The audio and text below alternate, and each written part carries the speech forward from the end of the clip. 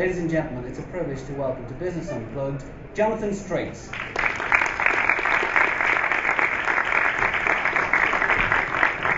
Hello. Hi. Now, let's trace your life before the business. Where were you born? I was born in Leeds, and I was born in a bedroom in my grandmother's house. What was your father's name? He was called Alan. He's no longer with us, sadly. And your mother's name? My mother's name was Monica, but their surname was not Straight. Their surname was Gay.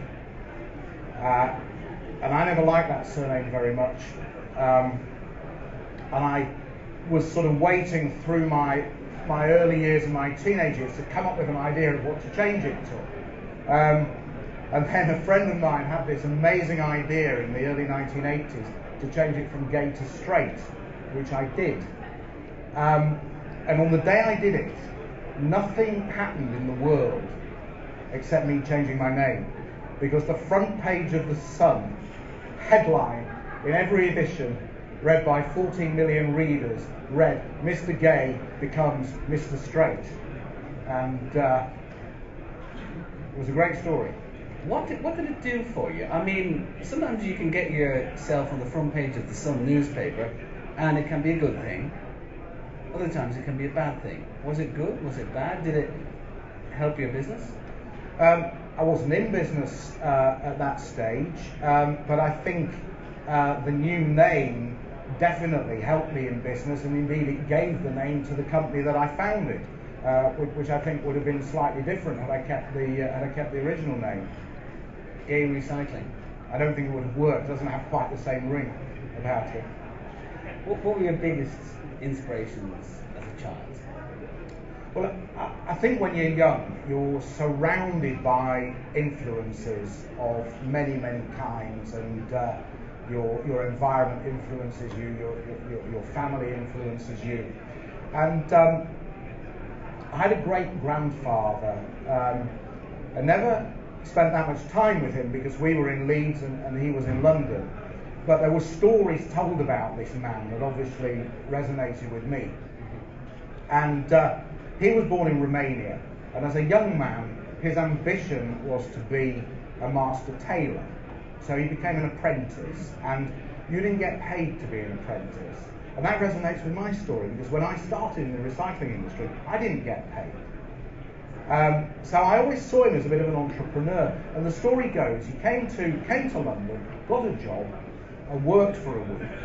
And at the end of the week, his boss put a gold sovereign in his hand. And he said to the fellow, "Give me another one of those." And his boss gave him another one. So he went home and he said to his wife, "This man who I don't know and who doesn't know me doubled my wages just because I asked him. Quite obviously, working for somebody else is not a very good idea." And the very next day, he started his own business, which provided very nicely for him and his family for many years. So I think there's something of that DNA in me, something of that inherent entrepreneurism that must have rubbed off on me as a young child.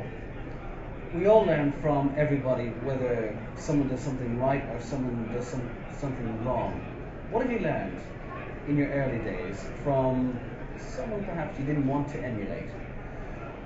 Well, my first proper job, as it were, was selling insurance schemes and savings plans, which in those days was quite a lucrative thing to do. Yeah, I'm talking probably early 1980s.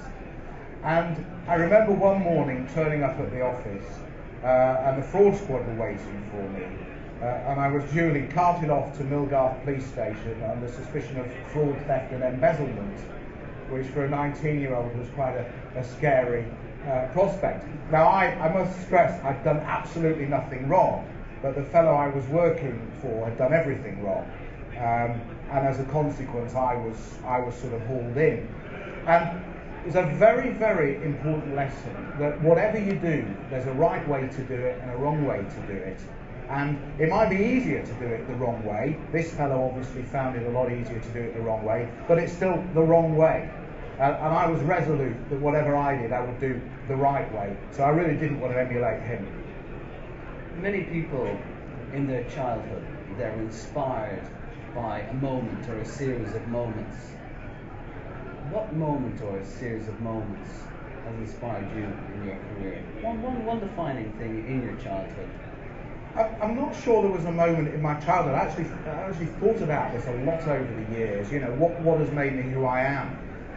And I think really the defining moment was being able to do this business studies course when I was 16 years old, because I'd gone right through the education system having absolutely no interest in anything I was doing. You know, I could do it and I could do it competently, but it just didn't inspire me. I was very bored with it. And suddenly, here was a subject that I had an enthusiasm for and a passion about, that actually interested me. I actually looked forward to going to lessons. I actually looked forward to doing the coursework. So I think that was probably a defining moment, yeah. Before we get into the business and Straight PLC, can you please tell me, what is your greatest talent? Well, I'm a great pianist, but that doesn't make me a great businessman.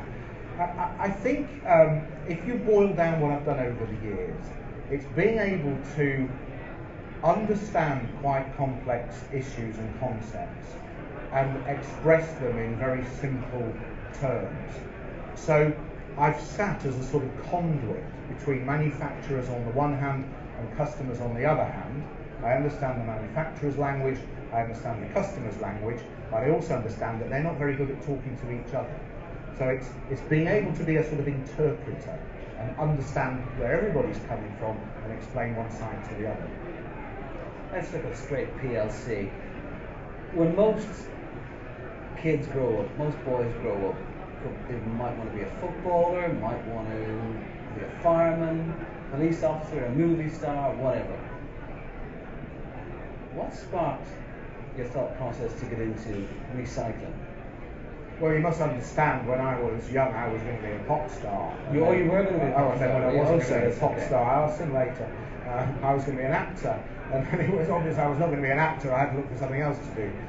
I'd had a background in sales and marketing, I was quite good at sales and marketing, and I found myself between jobs. And I knew I could earn a living, I knew I could earn a good living, but for me, that wasn't enough. I was headstrong, I was idealistic, and I really was looking for something where there'd be a tangible benefit beyond me earning a living. And I was researching all manner of different things, and at that time there was an emerging environmental agenda. We possibly think this is new, it's not. 86, 87, there was a lot of green stuff going on. And I read a phrase in a book which went something like this: we pay to bury our waste in holes in the ground, and yet the material we bury has a value, so we pay for it twice. And that was the eureka moment. And without having any sense of where it would take me, I knew that my destiny was in recycling, and that was 25 years ago. So it really had a profound impact on me. Let me take you back to 1993. As you said, you didn't really know where the whole thing would end up. For anybody in business, I mean, people talk about having a vision, having a 5-year, 10-year, 50-year plan or whatever. Your plans, did they all go according to plan in the early days?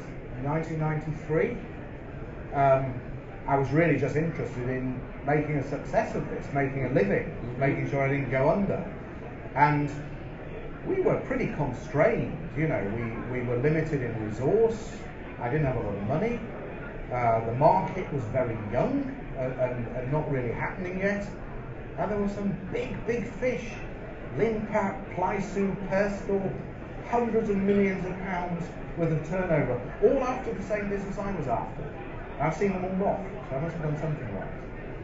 How do you compete with businesses, and how did you see these businesses off? Well, I saw them as very dull and very boring, and I saw them as making products as a means to an end rather than having any genuine interest in what the products were for or what the products were doing. And I thought long and hard about what I could do that was different to what these big boys could do. So I sent out newsletters with little caricatures of me on them, and I published catalogues with caricatures of me on them, and I created this sort of cartoon character that had a life beyond me. There was only one of me, but there could be hundreds of thousands of these little characters on newsletters and catalogues and on exhibition stands. And it did a marvellous thing because it was a very memorable, iconic image. And of course, when these people actually did meet me at the trade shows or when I went to see them, they felt that they knew me and they felt an immediate connection with me. And so, whereas all of these dull, boring people were just plodding on with doing what they were doing, I was managing to outmaneuver all of them by doing precisely what they couldn't do, which was to be brave and creative and bold in their marketing. You mentioned to me about the moustache. You said something to me about you were walking down the street and you were with your wife and somebody laughed at the moustache. And you said to me that made you happy because you had made someone else happy, that they'd actually had a laugh. You didn't look at it as if somebody was having a pop at you or whatever. Explain to me the moustache, how this came about. Well, it's become a trademark and it's become an icon, and when I used to have those caricatures drawn up, the moustache was a lot bigger. It was, somewhere out here. When I left the menswear industry, this is before I was looking for my next sort of direction, before I went into recycling. It was one of those times in your life where you think, I wonder if I can grow a beard because I won't have another opportunity. Clearly you had to shave every morning before you went to work. So this was the opportunity to see if I could grow a beard. And sure enough, hair sprouted out of my face. But just here, nothing grew. And that really upset me. So I let the hairs up here grow down until I looked a bit like Fu Manchu. And this wasn't great because, it kept getting in the way of things. But one night, I went out, and as I was getting ready, I looked in the mirror, and I just something clicked in my head, and I just thought, I wonder if the moustache will sort of wax up and, look a bit like Salvador Dali's. And I only had a bit of hair gel, and hair gel needs drying. And if you ever put a hairdryer on a moustache, your face gets hot pretty quickly. So I stuck a cereal packet behind, and eventually I got it to set. And people went wild about this. People were just, oh my God, this is incredible. And I thought, this reaction is really positive, and I need to do something with this. And I discovered you could buy moustache wax in Harrods, the real thing. So I went and bought all their stock of moustache wax, and they never restocked. And then I bought all of Selfridge's stock, and John Croydon Bell's stock, and George Trumper's, I bought all their stock as well. They have restocked since. Nobody else has. And so it became my trademark, and it became something that people got to know me for. It's a great icebreaker. It's a great conversation starter. And it's something that really, if you want to be noticed, gets you noticed. 200 pairs of glasses. Oh, more. Has it increased? More, yeah, it normally does increase. More. Yeah. It was probably 250. Yeah. Why the glasses? I'm sure there's some people who haven't heard the story. Well, the story started quite innocently. I needed a new pair of glasses. And I went into Brosgill's Opticians they were in an arcade, I think the Grand Arcade at one point in time. And they had this lovely pair of glasses on the shelf, quite an unusual shape, but they were black. And I said, well, I like these glasses, but they're black. And I don't want black glasses. So they said, well, we can order you another colour, but you'll have to take them if we order them. I said, fine. Do they do them in gold? Because gold glasses, gold, very safe colour for glasses. And the gold glasses arrived, but they were bright yellow, and I had to have them. So when I went out in these bright yellow glasses, I got a similar reaction to the moustache. People were going wild about these glasses. So I realised there was something there. And I went back a few weeks later and I bought some green glasses. And then I discovered the fellow that had made the yellow and the green glasses was at a trade show in Birmingham, and I could go and buy even more glasses. And then I discovered my true love, which is TO glasses in Belgium. And I actually went to Belgium just to buy glasses. I went to Antwerp, I bought glasses, and I came home. It's that sad. But every year since, I've bought another few frames, and it's become not only a trademark or something people expect, but a real passion and a love, and something that I take great deal of pleasure from. Is it tax deductible? It was. In the years I was a sole trader, it certainly was tax deductible, but now I'm a mere employee. Unfortunately, HMRC won't let me have it as an expense. Have you more glasses than your wife has shoes? Yeah. She's got quite a lot of shoes. Well, the reason we spoke about the moustache and the glasses, of course, as Jonathan said, very important for your branding. It broke the ice. We spoke to people. It is one of those things, isn't it? You meet someone new in business. Yes, I think it's quite an interesting dynamic, because at first glance people might think, well, who's this idiot? But then when I start talking to them, they realise that I really understand the issues that are pertinent to them. And I think there's something of the Branson effect here. You know, why didn't British Airways take Branson's threat seriously? It's because he wore a woolly jumper. You know, that's why they didn't take him seriously. Yeah. And of course, you know, history had played out that they should have taken him seriously. And I think there's a bit of that. It's a bit of you know, people who don't know me, who don't need to know me, can look and draw whatever conclusions they want. It's the people that deal with me in business that matter, and those people know that I'm genuine and know what I'm doing. What were the biggest challenges for Straight in the early days? Well, I think I mentioned the competitive landscape. Yeah. I mentioned the earliness of the market, and the fact that we didn't have any money, or very little money. Business is not self-financing, as the mantra goes, and I did learn that when I was at school. And we very nearly came unstuck. You know, I'd secured this great order for 5,000 compost bins for Great Grimsby Borough Council, the late lamented Great Grimsby Borough Council. The same council that a few weeks after this crisis sent me £120,000 with no order placed. You know, it'd go the other way, but I got this order and I couldn't finance it, and I really didn't know what to do. Very fortunately, I was able to get a loan from the family, most out of character, and 5 weeks later I paid it back, and that was the only money the business had ever owed for the next 10 years. Did you have many sleepless nights around that time, or are you good under pressure? I used to have a lot of sleepless nights. Now I seem to manage with less sleep, so I think it's a case of the body catching up with the mind. Tell me, what do you like as a boss? Who do you like to work for? Are you a good boss? How would you describe yourself? Well, of course, I think I'm a good boss, and most of the people who work for me probably think I'm a lousy boss. You're talking in terms of my management style.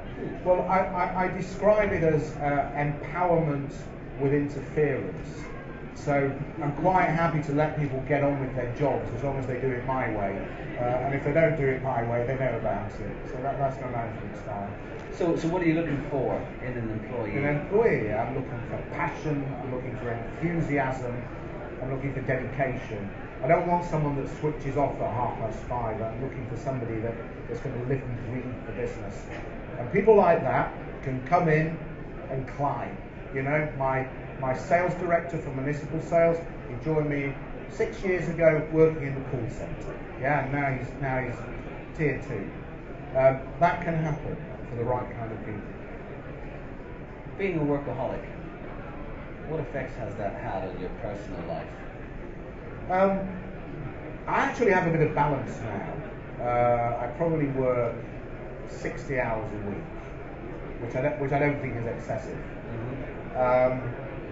I have been a workaholic. I used to work 7 days a week. That got a bit much, so then I worked 6 days a week. But now I work at home a little bit at the weekend, but I tend to limit my working to during the week. And I try to have some balance, because I've got a young family and I want to appreciate them. And I think you can do it, you know? I've heard other people say you can't, but actually I'm managing. I'm getting a reasonable balance. I'm always fascinated by people who have success and fulfillment. There are many people who have the business success, but their personal lives are a mess. To you, what is a balance?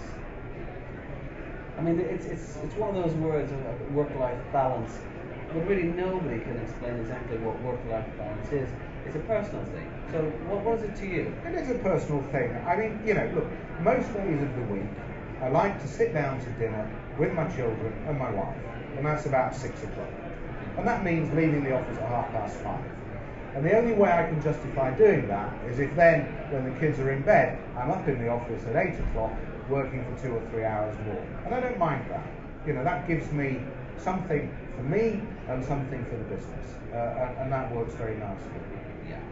Looking back on your career, what would you say is the biggest mistake you made, or what's your biggest regret? Or do you have any? Well, I don't have many regrets. I think there are a number of opportunities missed that one kicks oneself about. But I think the biggest mistake I made was when I floated the business in 2003. I didn't know how I was going to get out of that. I knew how I was going to get in. I didn't know how I was going to get out. And so 3 years later, when the business was worth tens of millions, I didn't have a strategy to realise any of that value. And the roller coaster ride of the share price that's followed has meant that, I've had some money out and I've had some benefit from that, but not as much as I could have. So I think, the lesson I would take is when you get into something, really understand how you're going to get out of it at the other end. One thing I garnered from our discussions and my research into you is that you're genuinely passionate about making a difference in the world. The recycling issue is very powerful for you. I asked you the question about food waste. Yeah. And you I brought a little food waste bin here, and you wanted to know how much food waste we're responsible for recycling in the UK every year, and I believe it's now about 4 million tonnes, which is a significant amount of material that would have been going to landfill, that would have been giving off methane, that is now being turned into compost and energy in a positive way. And I think, you look at the world, and ever since, the beginning of time, it's been broken. And it's broken for a reason. The reason it's broken is so that we can use our ingenuity and our ability to fix it. And if we see a way to fix it, then that's our duty. So very much what I'm doing is about repairing damage and making things better. And the new strapline of Straight Plc is for tomorrow's world. We believe tomorrow's world is a better place than today's world. We want tomorrow's world to be somewhere that our children get more out of than we do, and that they don't have the looming threats of global warming and whatever other horrendous things threaten us. They don't have to worry about those things. So recycling is a bit of it. Maybe it's just the beginning of it. I'd like to think it's the beginning. But making the world a better place, that's very, very important. Yeah. How do you make the design of these things? I mean, to most people, a wheelie bin is just something you pull out, couldn't be bothered, take it out. My wife tells me, you put the wheelie bin out Wednesday morning or whatever. I don't look at the wheelie bin and go, wow. I mean, but to you, it's completely different, isn't it? I mean, this is quite a clever piece of kit. It holds a little liner. You see, the lid was locked, so it won't fall open. It's got all these vents in, and the bag is made of a breathable material, so the moisture leaves while the material's in there, and what you're ending up putting in your food waste bin is lighter, there's less moisture content. You see how the underside is recessed, so you get a flow of air all around the thing. About 50% of the surface of this is ventilated. And then these bags, this is our composter bag, these are made out of cornstarch. And they break down completely. They break down into CO2 and water, a bit of biomass, and that's it. So there's no residues, no plastic, nothing nasty, nothing dangerous. So that's a very clever way of dealing with food waste. I was explaining to a friend of mine who sells a product which is, I wouldn't say glamorous either. And I said, I've had a conversation with a guy called Jonathan Straight, and I think you really have to adopt his mindset for your team. And he said, what do you mean? And I said, well, he sells wheelie bins, he does recycling, curbside recycling. I said, but to him a wheelie bin is not a wheelie bin, it's a straight wheelie bin. And when the team are selling the brand or selling the wheelie bin, they're selling the service, the product, the company that's backing it. And I looked at it and I said, wow. I mean, that is so important that when companies sell their service, whether it's an accountancy service or a legal service or whatever, it's not just accountancy you're selling, it's not just a legal service you're selling, it's the brand and all the beliefs and all the support systems as well. The power of brand. And what is brand? The great John Hegarty says a brand is a corner of somebody's mind. Makes it really clear, doesn't it? Yes. I think brand is so important, and the brand is the promise. The brand is what you are going to deliver. So actually, my people are banned from talking about wheelie bins. They talk about wheeled containers because a bin is about rubbish and waste and throwing away, and a container is about recycling and reusing and improving. Mm-hmm. So there's subtle differences. The straight wheelie bin may well look the same as anybody else's wheelie bin, but it will be made with passion in Yorkshire from recycled material. It'll be delivered on time, it'll be delivered courteously, there'll be red hot customer service. If anything needs fixing, if anything's wrong, we're onto it immediately, and it's that kind of attention to detail that makes the difference. How do you instill that in your team? Because in part of people's psyche, even some people when, for example, they're given a compliment, they'll say, it's nothing. Someone does someone a favour, it's nothing. Or, you look fantastic. Oh no, this old thing? What? How do you instill that passion for the brand where people are proud and they're not afraid to say, you know what, we're making a change, we are the best in our field? How do you get that in? Well, I think you've got to set the example. You know, you've got to lead by example. You've got to continually talk about it. You've got to be passionate about what it stands for. You've got to make sure that when it's done right, you're patting people on the back, and that when it's done wrong, it's held up as an example, and there's a full post-mortem and everybody understands what went wrong. Mm-hmm. You know, we employ a quality team in order to investigate and look at these kind of issues. And you have to be very observant that if you've got somebody on your team who's just not a team player, who's not buying into this, ultimately you've got to either turn them around or part company with it. Yeah. Raising finance for any fledgling business, what would be the 3 top ways you'd recommend in the current climate? So what did we do? I said I got a family loan to kick off. I was very lucky. It was very out of character, but it was there. The second round of fundraising was in 2003 and 2004, which was equity raising by floating the business on the stock market. Pretty difficult for small cap at the moment, but I think will come good over time. And the third finance was 2010, when we were making a number of acquisitions, and that was more traditional finance, and that formed basically bank-backed loans and hire purchase, so asset-backed hire purchase and some term loans and a bit of overdraft. We also did something quite clever. We made acquisitions, but we didn't pay for them all at once. This is known as deferred consideration. And the great thing about that is if you buy the business and it's not what you thought it was, you can defer a bit longer, or defer forever. So those were the tools we used. At the minute, banks are open for business, but you've got to be very careful. You've got to be very, very careful, because lending, you know, you've got to read the small print, there are caveats. There are sources of finance. There are new innovative funds coming up that will lend. There are new government schemes in existence and coming. Hopefully something just been announced today about that.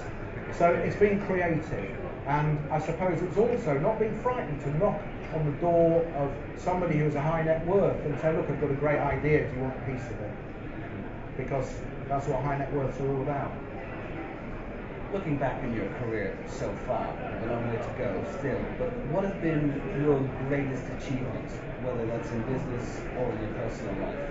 Well, yeah, I think in business it's clearly managing to float the business on the AIM market, and then 12 months later taking out our biggest competitor as a consequence. In my personal life, my children are my greatest achievement, no question. Do they think you're a great dad? They do. They do, do yes, they? Yes.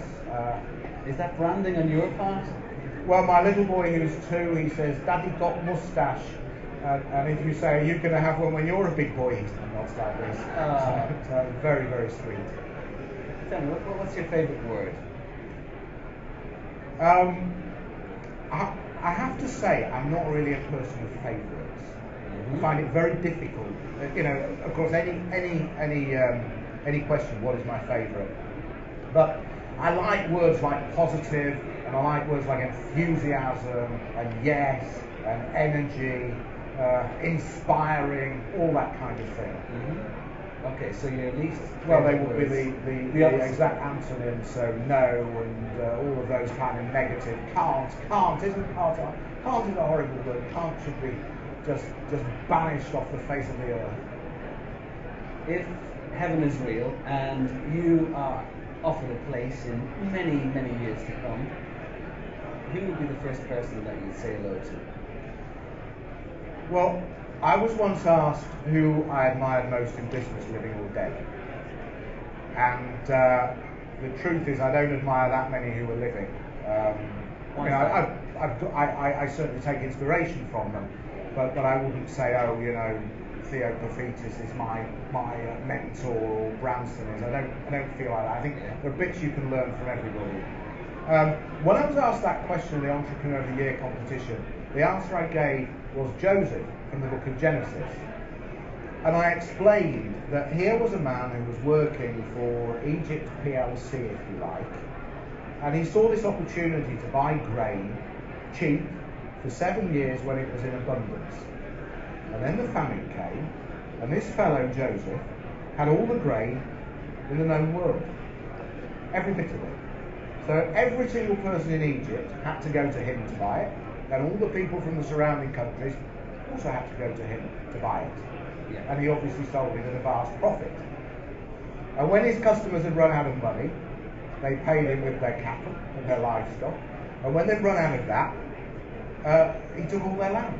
So this was just a classic case in market domination. And I think there's probably more to the story, but at a headline level, it's very, very interesting. So I suppose, if I get through the pearly gates, he's pretty high up on my list. Ladies and gentlemen, Business Unplugged is grateful for the integrity and the wisdom and the honesty of Jonathan Straight. Thank you.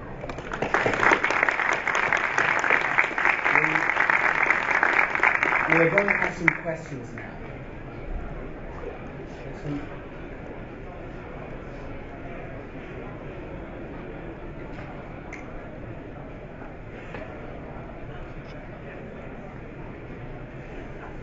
Hi Jonathan, very interesting. Thankfully recycling is one of the hot topics these days, something you've helped happen. What business advice can you help recycle to Yorkshire Mafia members wanting to grow? What business advice would I help recycle? What business advice can you recycle? Oh, can I recycle? I think one of the best pieces of advice I would give anybody, and I touched on it earlier, it's honesty. It's just to be absolutely ruthlessly honest at every stage. Early in my career, I was working in the fitted bedroom industry, and I was made all these promises about what I'd get if I achieved X, Y, and Z. And I achieved X, Y, and Z, and I didn't get what was promised. So I was off into my short-lived spell in the menswear industry. And I always tell people this story, and I say never ever tell a lie. Always be honest, because you only get away with telling a lie once. You'll never be able to deal with that person again. So I think the piece of advice I would recycle is one of the 10 commandments: don't tell lies. Thank you. Hi Jonathan, it's Siobhan from Inch Punch Design. My question is, did the desire to be an entrepreneur and run your own business come before your passion for recycling? Yes, it did. I was always very, very interested in business as I was growing up. I was also very, very interested in music. So I was either going to be in music or in business, or maybe both. Recycling came a bit later. Recycling was late 1980s, so I was probably in my early 20s when I discovered recycling, but I was always very interested in business before that. So you always wanted to run your own business? I don't necessarily always wanted to run my own business, but I'm probably pretty unemployable, so had I sat down and thought about it, then probably.